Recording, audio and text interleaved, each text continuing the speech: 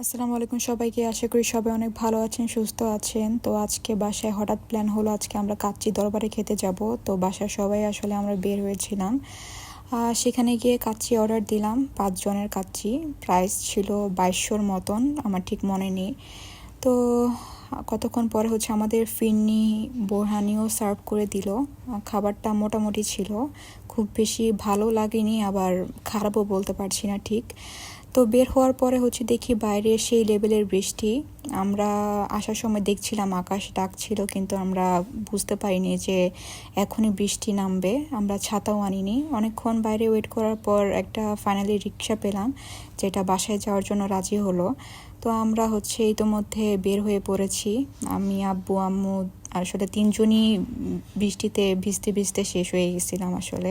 যাই হোক, অনেক ঝড় বৃষ্টি পেরিয়ে আমরা বাসায় পৌঁছালাম আলহামদুলিল্লাহ।